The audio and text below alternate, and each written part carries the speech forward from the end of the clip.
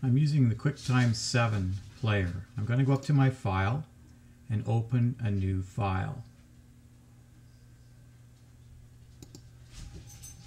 I've got all my music stored in something called music here. I'm going to go to choir and I'm going to select an anthem that we sing, Saints Bound for Glory. What I'm going to look for is, here's the bass part. I'm going to open that, and now it's opened up in my QuickTime Player 7. So I can see what I'm doing a little easier. I can drag that over and make it a lot larger.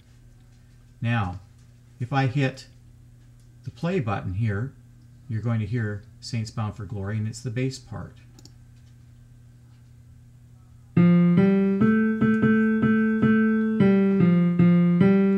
And so there's the bass part playing. You notice that we're in 7 seconds into the recording.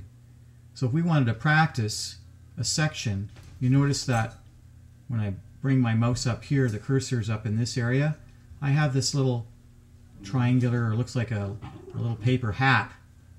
I can take that paper hat and move it over. Half of it's moving over.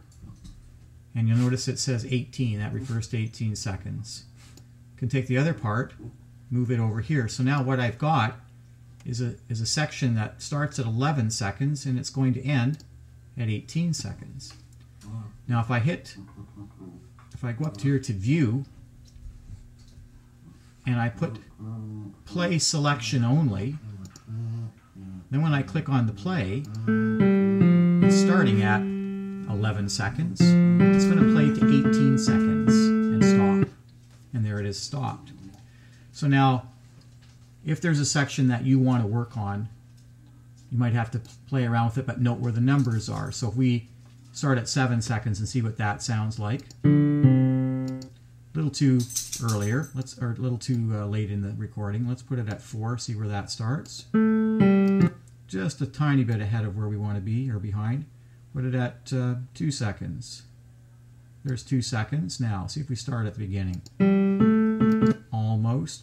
Let's try for 1 second. Here we go. So 1 second's a little bit of a delay. That's fine. Let's listen to how far we want to practice.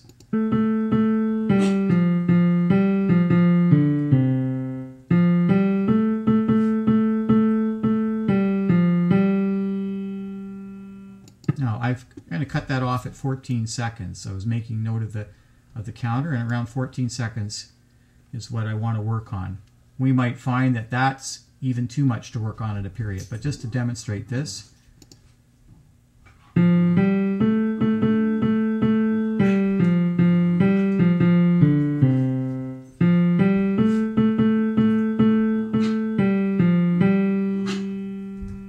the recording stops. Now, instead of having to always hit play again, I can go up to my view and say play selection only, which we've already checked, but hit that as loop. Now when we select play,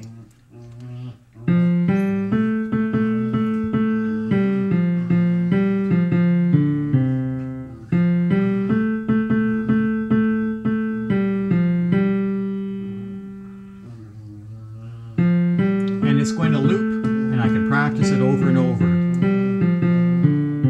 Let's say I want to go just that far. We made note it was 8 seconds. We're just going to loop up to 8 seconds.